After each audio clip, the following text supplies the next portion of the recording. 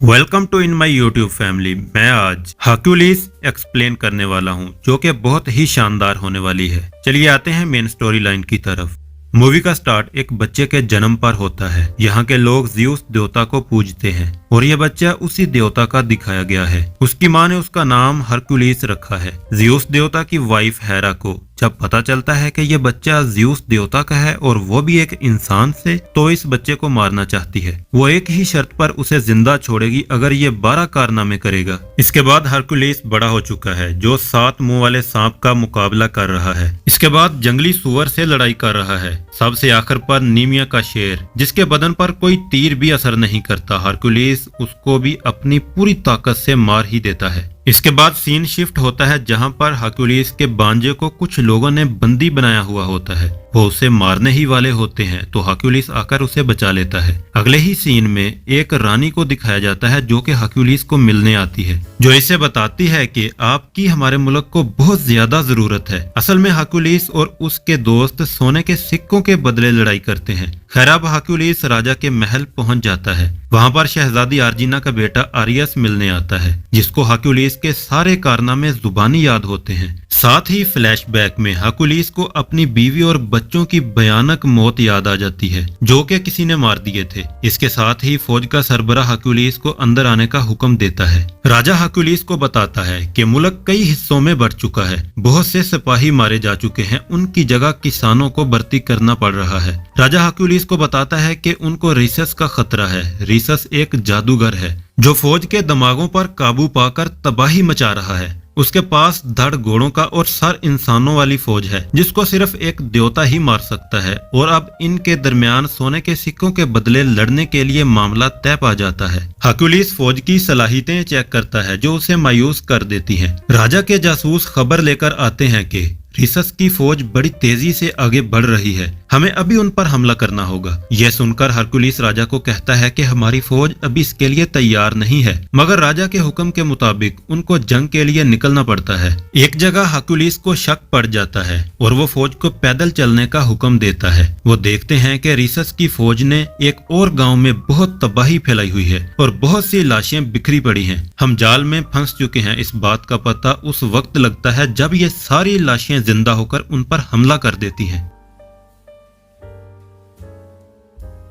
वो लड़ाई तो जीत जाता है, लेकिन बहुत सी फौज गंवा देता है। हर्क्यूलिस राजा को कहता है कि मैंने बताया था कि फौज तैयार नहीं है। इसके बाद फौज वापस लौट जाती है और अब रात का वक्त हो चुका है। हर्क्यूलिस को ख्वाब आता है कि लाशों का ढेर लगा हुआ है और 3 मुंह वाला भेड़िया उसकी बीवी और बच्चों को खा रहा है। अगले दिन हर्क्यूलिस यह सारी कहानी अपने फ्यूचर देखने वाले दोस्त को बताता है, तो वो उसे कहता है कि यह तुम्हारा 12वां कारनामा है। इसके बाद रानी हर्क्यूलिस के बांजे के पास जाती है और कहती है कि आप एक कहानी सुनाने वाले हैं, मुझे एक औरत और उसके 3 बच्चों की कहानी सुनाओ जो हर्क्यूलिस के होते हैं। तो वह सब इस बात के लिए इनकार कर देते हैं। अगले सीन में फौज की तैयारी मुकम्मल दिखाई जाती है और जासूस भी लौट आता है और खबर देता है कि लड़ाई का सही वक्त आ गया है। वह इनको एक ऐसी जगह पर लेकर जाता है जहां एक तरफ जंगल, दूसरी तरफ पहाड़ और सामने रीसस की फौज। रीसस और उसके कुछ सिपाही आगे आते हैं, यह बताने के लिए कि जनाब आप जाल में फंस चुके हैं। रीसस असल में इनका जासूस ही था। अब लड़ाई शुरू हो जाती है। हर्क्यूलिस बड़ी बहादुरी से यह लड़ाई जीत जाता है और रीसस को गुलाम बनाकर ले आते हैं। जब हर्क्यूलिस और रीसस किले में जा रहे होते हैं, तो वो हर्क्यूलिस को बताता है कि तुमने एक मुल्क को गुलाम बनाने के लिए एक जालिम की मदद की है।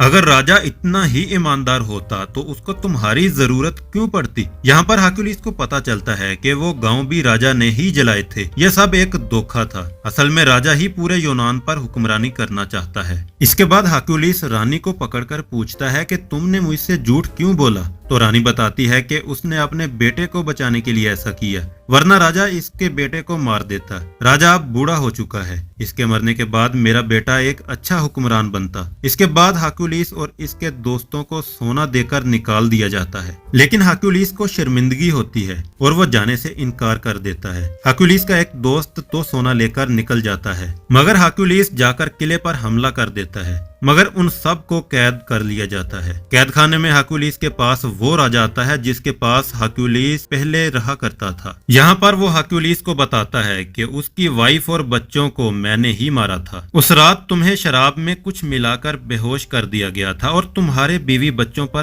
3 भेड़िए छोड़ दिए गए थे। यह सुनकर हरक्यूलिस जोर लगाकर खुद को आजाद कर लेता है। राजा के हुक्म पर वही 3 भेड़िए उस पर छोड़ दिए जाते हैं। रानी को गद्दारी के जुर्म में सजाए मौत दी जाती है। जलाद जैसे ही उसको मारने वाला होता है तो हरक्यूलिस आकर उसे बचा लेता है। हरक्यूलिस भेड़ियों का मुकाबला कर रहा होता है तो रानी तीनों दोस्तों को आजाद कर देती है और वह मिलकर उन भेड़ियों को मार देते हैं। राजा भागने लगता है तो हरक्यूलिस पकड़कर उसे मार देता है। इसके बाद हरक्यूलिस किले से बाहर आता है और देखता है कि राजा कोटिस तो पूरी फौज लेकर सामने खड़ा है। रानी का बेटा भागता हुआ हरक्यूलिस के पास आने लगता है तो सिपाही उसे पकड़कर मारने लगते हैं। तो यहाँ पर हरक्यूलिस का वो दोस्त जो सोना लेकर वापस चला गया था आकर रानी के बेटे को बचा लेता है। इसके साथ ही इनके दरमियान जंग शुरू हो जाती है। बच्चे को बचाते हुए हरक्यूलिस का एक दोस्त भी मारा जाता है। गुस्से में आकर हेरा की लगी हुई मूर्ति को गिराकर हरक्यूलिस पूरी फौज को मार देता है। ये देखकर बचने वाली फौज हरक्यूलिस के ताबे हो जाती है और उसे अपना राजा मान लेती है। और ये शानदार मूवी यहीं पर खत्म होती है। तो दोस्तों मेरी आपसे सिर्फ एक ही रिक्वेस्ट है कि चैनल को सब्सक्राइब जरूर कर दें, वीडियो को लाइक और शेयर लाजमी करें, साथ में मौजूद बेल आइकन को भी दबा दें ताकि हर नई आने वाली वीडियो का नोटिफिकेशन सबसे पहले आपको पहुंचे। जल्द ही मिलते हैं एक और नई शानदार वीडियो में। तब तक अपना ख्याल रखना और अपने इस चैनल का भी। Good bye.